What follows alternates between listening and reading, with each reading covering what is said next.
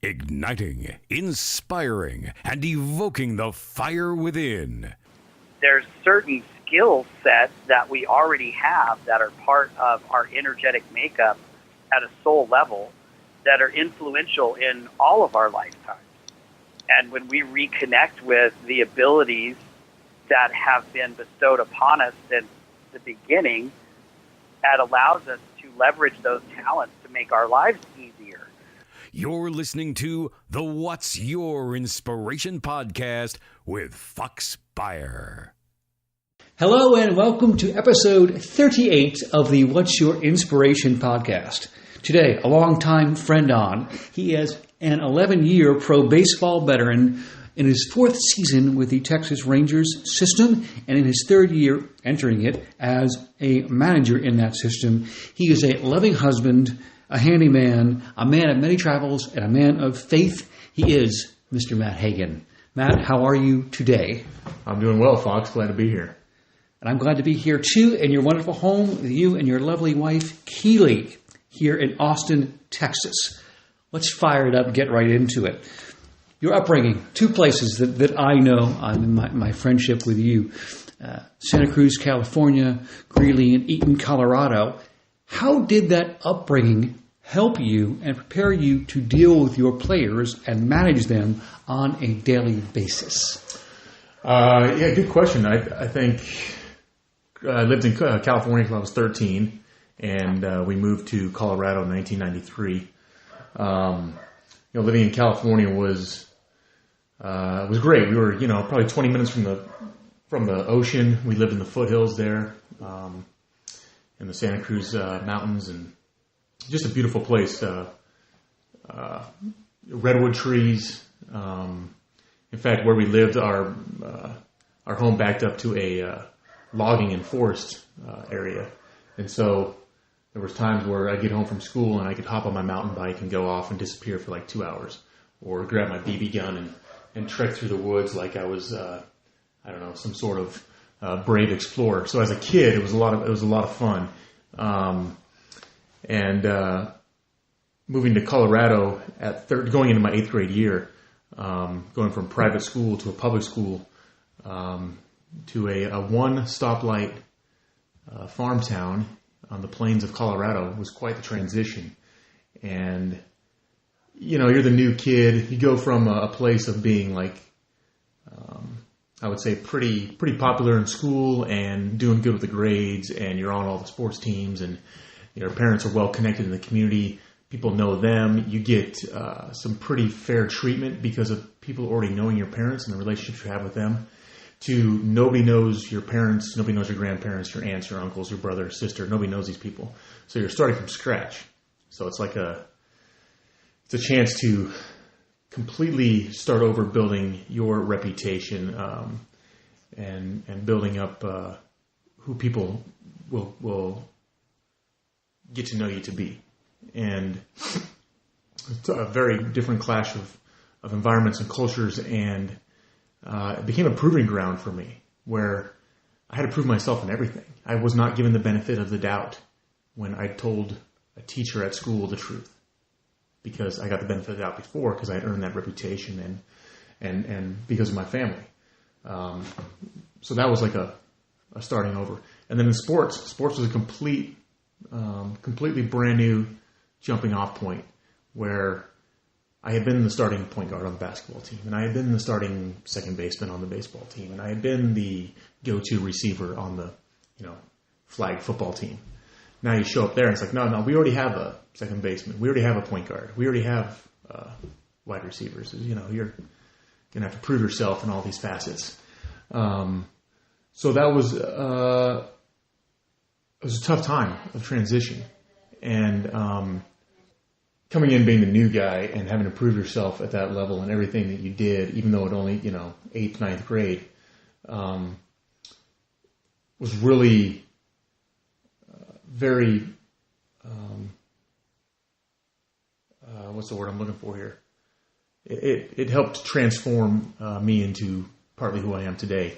And I would say that because now when I look at kids coming into a new situation, where everything's new to them. We just drafted them. We just signed them from another team. I want to make those guys feel welcomed, because there was a few people that made me feel welcomed during this time of my life, and there was other people who didn't make me feel welcome. And I could tell you stories about some bullying that I went through, and some treatment that really left a lasting impact on me, to where I was like, man, I just don't want to ever treat people that way. I feel like when these kids come in now, regardless of how we get a hold of them through the draft or free agent signings, I want them to feel welcome right away.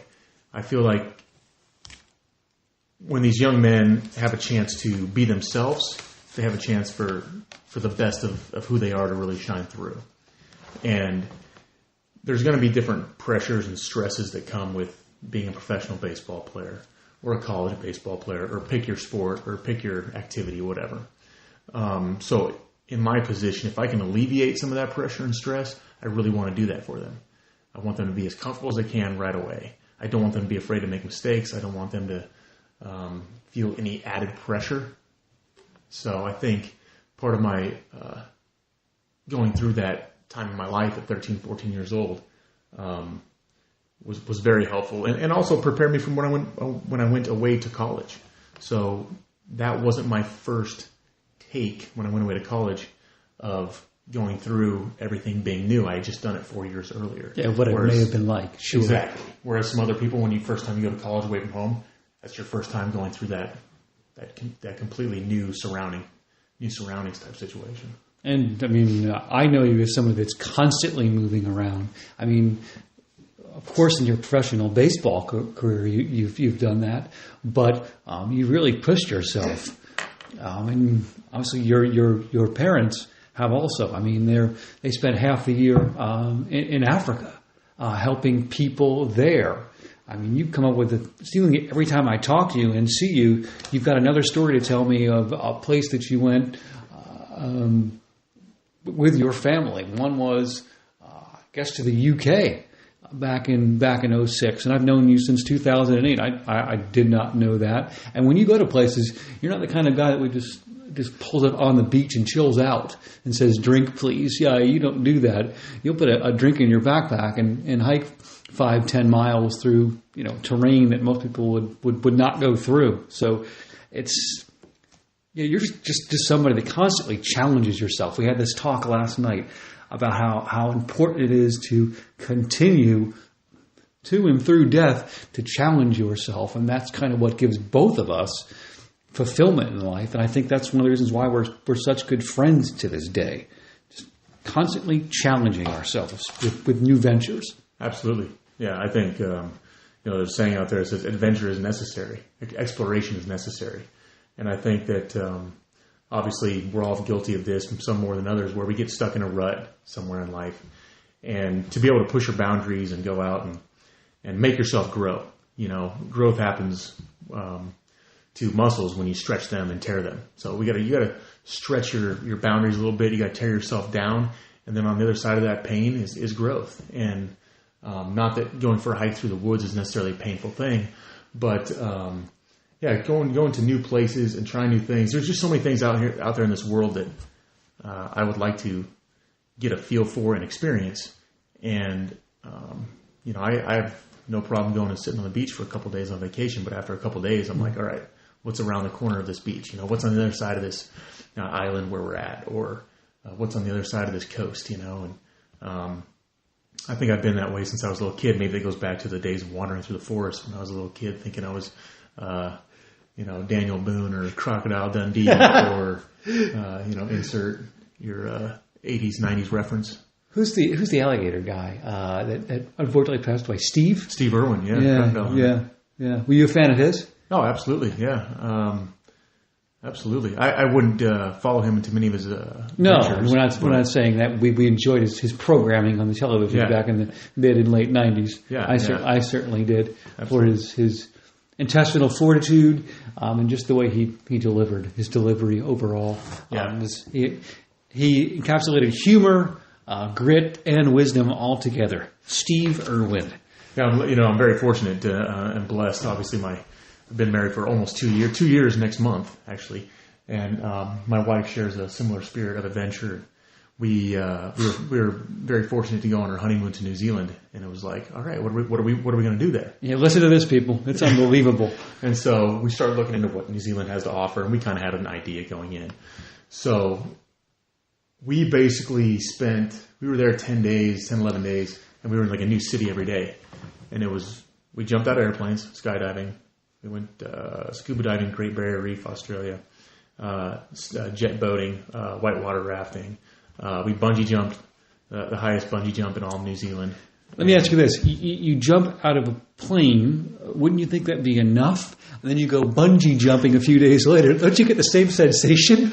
Actually, very different. The bungee jumping was far more terrifying because when you go skydiving for the first time or the first however many times, they strap you to somebody. You're with someone. Their slogan is strap yourself to a beautiful stranger. Right. So this guy kind of pushes you out of it. He's like, all right, just look up and 3, 2, he just pushes you out of the airplane. And you're like, all right, we're going. With the bungee, you have to walk to the edge. You can see the ground a lot more clearly, which makes it a lot more real and more terrifying. And then you have to count down 3, 2, 1 and jump off the ledge yourself. Terrifying. Yeah, there's no one with you. I guess there's comfort in knowing there's somebody with you that knows maybe a little bit more than you do at the time. I'm going to say no for me on both. But yeah, I didn't realize that you did both bungee jumping and skydiving on your honeymoon. Those are things that I would do if I had a gun to my head. And you're doing it with your wife, who is, I mean, and you're free-spirited like that, but seeing the video of her, she's like, I do this for breakfast. Yeah, it was a test to the manhood to see the ease with which she did all of these things. And I was like, well, I can't chicken out now. You know, I've taken the plunge of marriage here a week ago, and now I'm taking the plunge off of the side of this crane. Literally going into a plunge. Absolutely. Did she? Was she vehement about going first, or did it matter who went first in terms of bungee jumping? You know, it's funny. The bungee jumping, you go out there with a group of about 15 people on this platform that looks over this ravine, and you're hanging by cables in the middle of it. And you go by weight because as the jumpers get lighter and lighter, they switch the cables out, the bungees out to lighter and lighter bungees.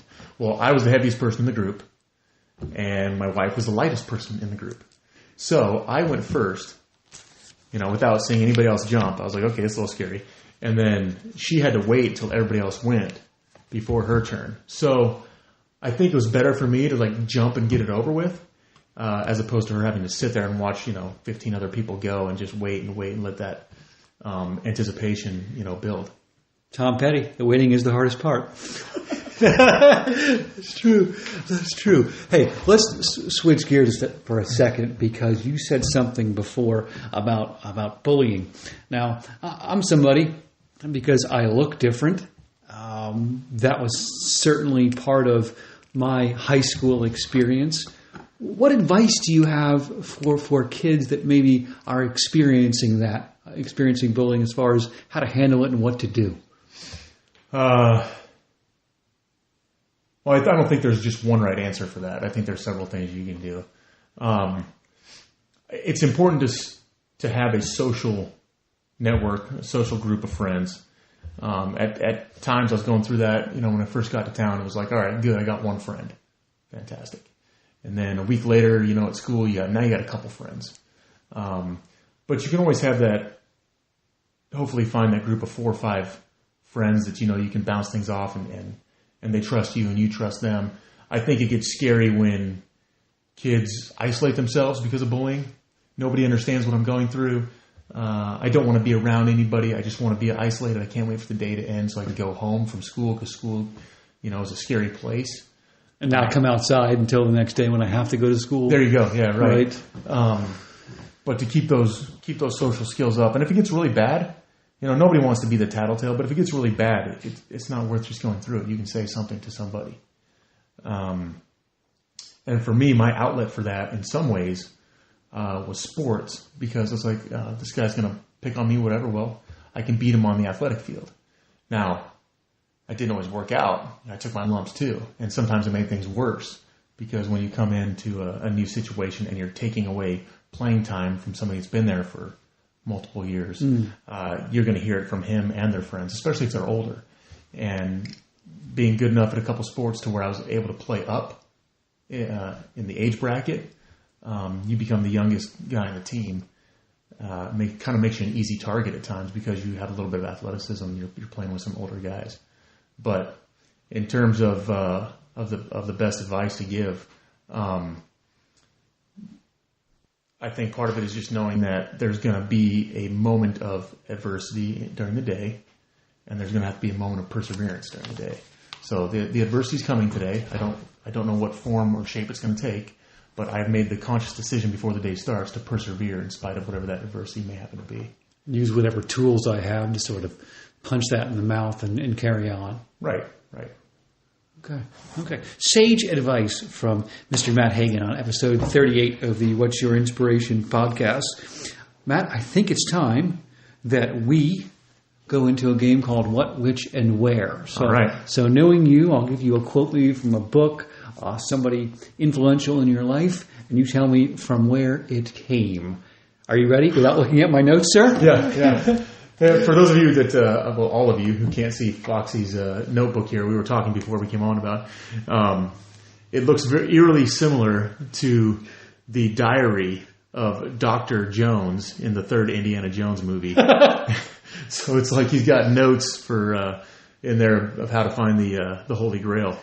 If you can tell me where that is, I'd love to know. It's actually been it was a gift from my brother Billy and my sister-in-law Stacy a couple of birthdays ago, and I filled up about half. Yeah, I love it. Of it. So pretty nice, and I use it about half the time, and I have a couple other notebooks. So it's something that will live in not infamy, but whatever the word is, it's living. So here we go. First quote goes like this. An uphill battle is not the worst thing for somebody. Who? Who said that? Yes. I do not know. If you look in the mirror, you'd see him. Oh my goodness. I said that. When did I say that? Yes. So you told me this. This is probably 2010 or 11. We're in the clubhouse. So from 2008 to 2012, we were together with the Somerset Patriots. And 2010, before a game, after a game, I think I was talking to you about my volleyball team at the time with players and right. the girls, and that was your comment. But I think it just depicts your life so much, especially up to your college years, where you're constantly having to climb every single day through odds presented to you by your family moving or trying to grow a friend group or trying to make a sports team. And that's stuck with me. It goes back to, again, challenging yourself, constantly challenging yourself to get that fulfillment out of life. So that was you. Did you get it from anybody? No. I thought I just probably applicable to where you were at that time of your life, coaching those girls in volleyball. Did it just come to you? Yeah, luckily I don't speak out a lot of things that come to me because it probably wouldn't make a whole lot of sense. That one's actually not bad. I'll have to remember that I said that. Yeah, well, put it in your journal as well. I pass it on through some kind of osmosis. All right, we'll go to the next one, and it goes like this: Triple beam, lyrical dream, I be that. That's Mace and Puff Daddy.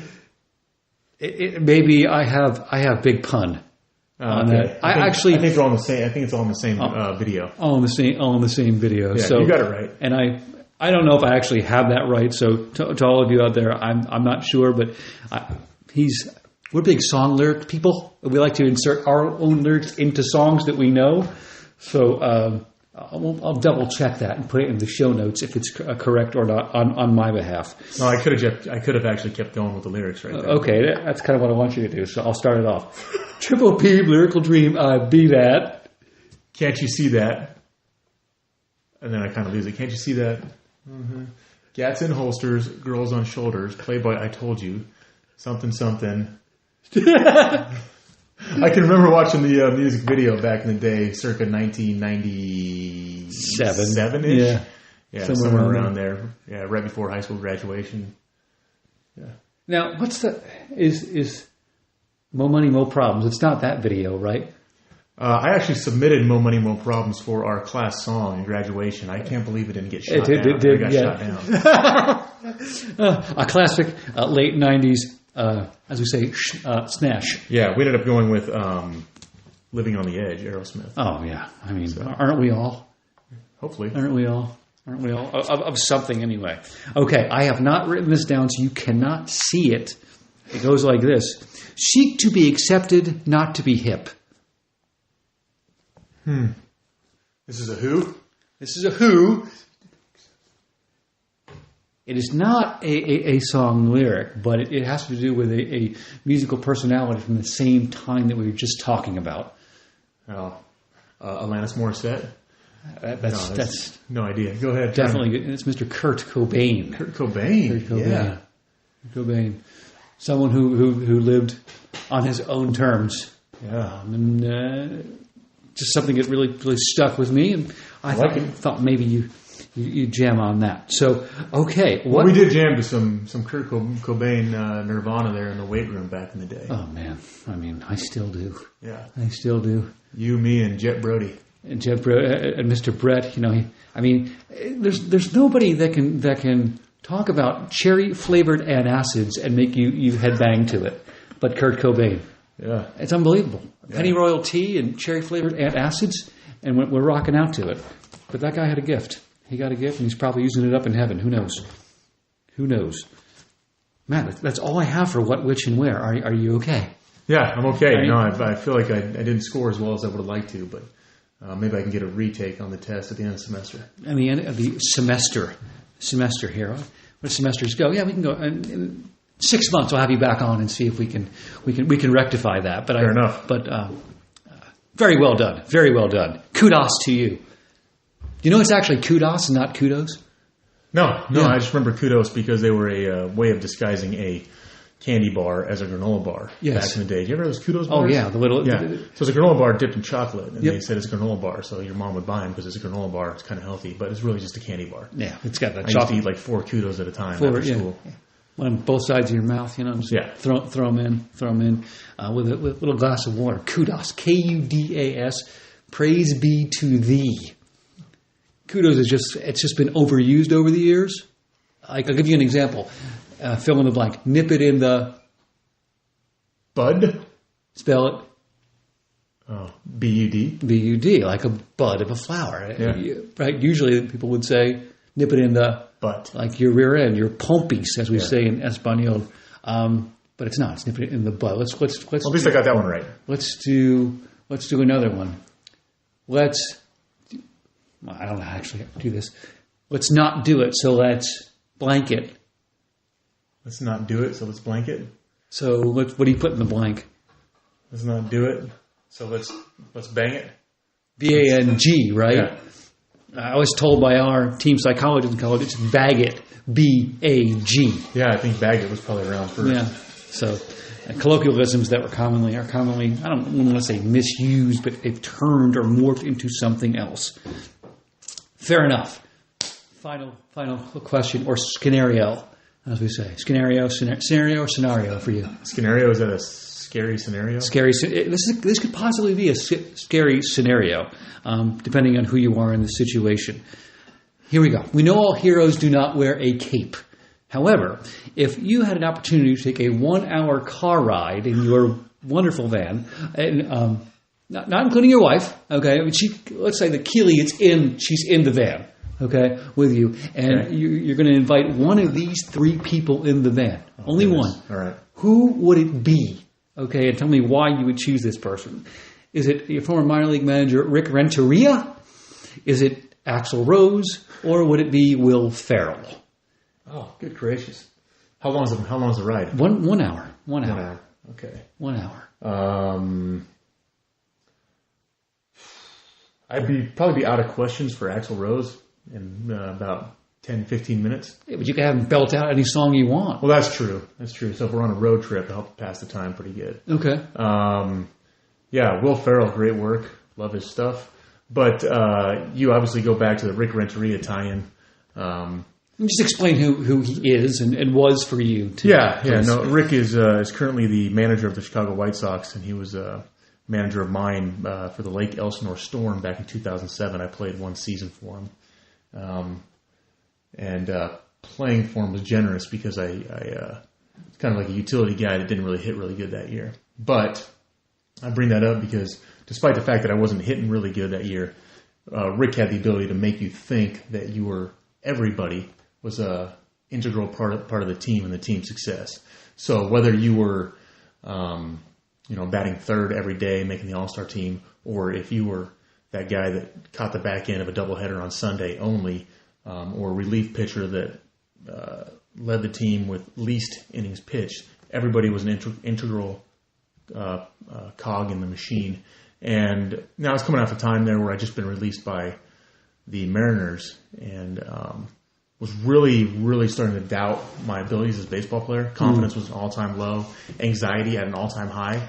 Very real things that nobody really wanted to talk about 15 years ago in the pro game. Luckily, we've come a long ways now where we recognize that anxiety is a real thing. Lack of confidence is a real thing. And I think Rick was perfectly placed in my life at that time, and I don't even know that he has any idea he had that profound of an effect on me. But he was one of those kind of guys that, if I ever coach, if I ever manage, I'd like to emulate somebody like this. I went from feeling like if I went 0 for my first two, the season before, over the first two, man, I better get a hit because I'm coming out of the game. To whereas you could go 0 for 4 with 3 errors that day, and Rick had an unbelievable way of just coming over, sitting down next to you for 3 seconds, putting his hand on your shoulder and going, hey, no big deal, dude. You're back in there tomorrow. You're my guy. And, it doesn't matter if you're, 10 years old, 16 years old, I was 26 years old, or if you're 36 years old. It still feels good to get a little confidence pick me up from somebody who is in an authoritative position over you when things aren't going your way. And again, that goes back to, my philosophy on the pressures and the struggles, because we all feel them in the industry of baseball. They're all real. And I think that, I'm thankful that Rick was there for that time in my life when I was hitting a $190 and I didn't know which end of the bat to hold anymore because I was completely lost to the plate. I could not have gone back and hit high school pitching at that time. I was lost. But that started me down. And I actually hit over 300 the last month that I played for him because he kind of took the handcuffs off. And he was like, hey, just go up there and hit, man. Forget about trying to work the count too much. Forget about if you swing and miss at a bad pitch and look like an idiot. Just go up there and just have fun and hit. Mm-hmm. And I finished up having a really strong last month there. And then really had a lot of success at the dish for the next 5-6 years after that. And I witnessed it. Yeah. I think without that season playing for him, baseball would have potentially ended on some bad terms for me. And I really wanted the game and my career as a player to end on my terms, knowing that I was able to overcome and achieve as opposed to, hey, the game beat me down and got the best of me. Because, the odds of quote unquote making it, at least to the big leagues, as a final destination are so slow, or are so small rather. And that can't necessarily be viewed as a failure. It just puts you in a different avenue. And I wanted to, once again, feel like I had overcome that adversity and persevered through it to some degree, and to be able to walk away from the game as a player on my own terms. And Rick's just one of those guys that you look back and there's a handful, 2 or 3, 4 people, and I only played for him for 5 months, 6 months, including spring training. But very impactful, and that's why he's where he's at today. And I wish him a ton of success. Yeah, it had nothing to do with any kind of fundamentals. He made you feel like the person that you are, a very a wanted person, like you were somebody, which you are. And as a school teacher, for me, my teachers growing up had the same impact on me that Rick Renteria had on you. They made me feel like I was somebody.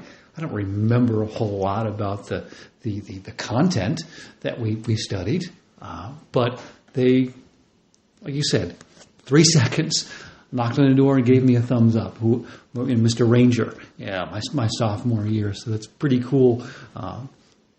And to know that somebody in a high-profile position could have the same impact as a teacher in a community. But that's what this podcast is all about.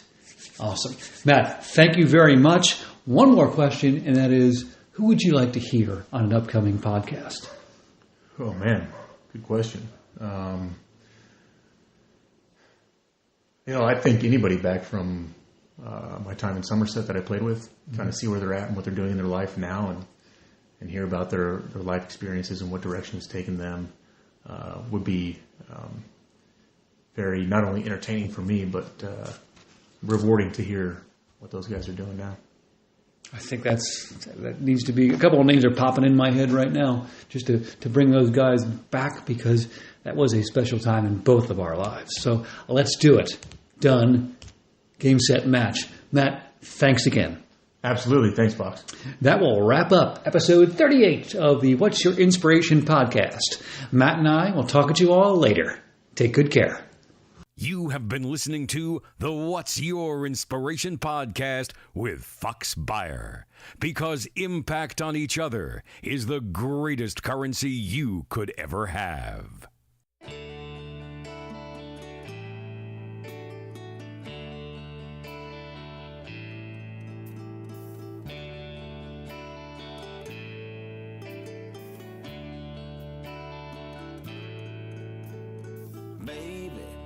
Boss just gave me the boot. I'm beat up and overused. I know you're tattooed too, but I keep getting stronger from being with you. You're my wheels in the mud, the belt that keeps me up, my shade in the sun, my anchor when I wanna run. Baby, together we just can't lose. I'm falling more in love with you, 'cause storms make trees take deeper roots.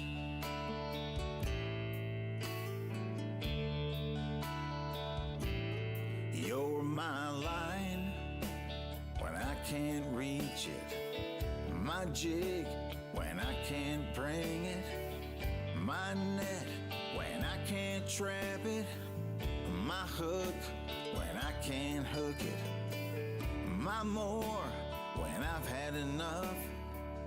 When I crack, you make me tough. My bring it on when I feel done. My 3, 2, only 1. Baby, together we just can't lose.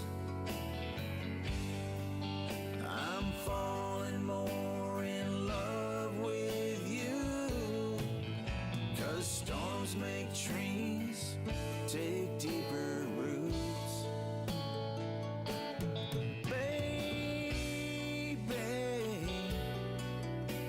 Sharpen my song. I've got you, and I've got it all. Baby, together we just can't lose. I'm falling more in love with you, 'cause storms make trees take deeper roots. 'Cause storms make trees take deeper roots.